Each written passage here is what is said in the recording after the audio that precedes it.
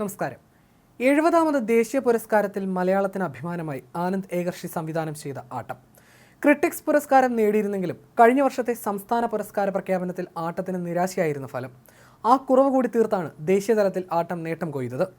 ദേശീയതലത്തിൽ മികച്ച ചിത്രം ഉൾപ്പെടെ 3 അവാർഡുകളാണ് ആട്ടം നേടിയത്. മികച്ച ചിത്രം, മികച്ച തിരക്കഥ, മികച്ച എഡിറ്റിംഗ് എന്നീ 3 പുരസ്കാരങ്ങൾ ആട്ടത്തെ തേടിയെത്തി. 2022 പുറത്തിറങ്ങിയ സിനിമയാണ് ആട്ടം. മികച്ച സിനിമയ്ക്കുള്ളതിന് പുറമെ 2 പുരസ്കാരം കൂടി ചിത്രം നേടിയിട്ടുണ്ട്.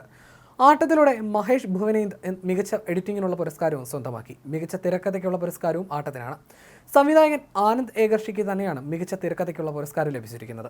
മലയാളത്തിന് ഏറെ അഭിമാനിക്കാവുന്ന നേട്ടമാണ് ആട്ടം സ്വന്തമാക്കിയിരിക്കുന്നത്. വളരെ ശക്തമായ മത്സരം നടന്നൊരു പ്രഖ്യാപനമായിരുന്നു ഇത്തവണത്തേത്. കാന്താര അടക്കമുള്ള സിനിമകളുമായി മത്സരിച്ചാണ് ആട്ടം ഈ നേട്ടം സ്വന്തമാക്കിയിരിക്കുന്നത്. ശക്തമായ സ്ത്രീപക്ഷ രാഷ്ട്രീയം പറഞ്ഞ സിനിമ എന്ന നിലയിൽ കൂടി വർത്തമാന ഇന്ത്യൻ സാഹചര്യത്തിൽ ആട്ടത്തിൻ്റെ വിജയത്തിന് പ്രാധാന്യമുണ്ട്. പൂർണ്ണമായി തിരക്കഥ ഹീറോ ആയിട്ടുള്ള ചിത്രമാണ് ആട്ടം. സംഭാഷണങ്ങളിലൂടെ ഒരു സിനിമയെ പിടിച്ചു നിർത്താൻ കഴിയണമെങ്കിൽ പറയുന്ന വിഷയവും തിരക്കഥയും അത്രയും പവർഫുൾ ആകണം. അതും സംസാരിക്കുന്ന വിഷയം അത്ര സീരിയസ് ആയ ഒന്നാണെങ്കിൽ അത് മടുപ്പ് തോന്നാത്ത വിധം ആസ്വാദ്യകരമായി പ്രേക്ഷകരെ പിടിച്ചിരുത്തണമെങ്കിൽ അതൊരു കഴിവ് തന്നെയാണ്. ഇവിടെയാണ് ആട്ടത്തിൻ്റെ തിരക്കഥ അംഗീകരിക്കപ്പെടുന്നത്.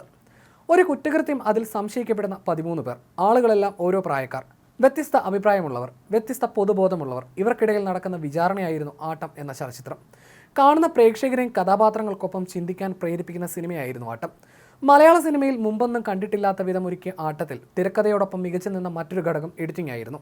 മഹേഷ് ഭുവനേന്ദിൻ്റെ എഡിറ്റിങ്ങിനൊപ്പം ആനന്ദ് ഏകർഷിയുടെ തിരക്കഥയും കൂടി ചേർന്നപ്പോൾ മലയാളത്തിലെ മികച്ച ചിത്രമായി മാറാൻ ആട്ടത്തിന് കഴിഞ്ഞു. സിനിമയിൽ ഉത്തരം കണ്ടെത്തുന്നതിനായി സംവിധായകൻ ഓരോ വ്യക്തിയുടെയും പൂർണ്ണമായ വ്യക്തിത്വം പ്രേക്ഷകർക്ക് മുന്നിൽ വരച്ചിടുന്നുണ്ട്.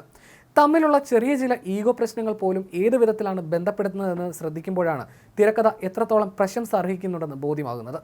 ചിത്രം പറയാൻ ഉദ്ദേശിക്കുന്ന കാര്യം ഇന്നും പ്രസക്തമായ വിഷയം തന്നെയാണ്. ഇത്തരത്തിൽ ദേശീയ പുരസ്കാര വേദിയിൽ മലയാളത്തിൻ്റെ അഭിമാനമായി മാറുകയാണ്. തീർച്ചയായും ആനന്ദ് ഏകർഷി എന്ന ഈ അത്യപൂർവ പേരുള്ള സംവിധായകൻ മലയാള സിനിമയുടെ ചരിത്രത്തിൽ ഇടം പിടിക്കുമെന്ന് ഉറപ്പാണ്. സറീൻ ഷാഹിബായിരുന്നു ആട്ടത്തിലെ നായിക.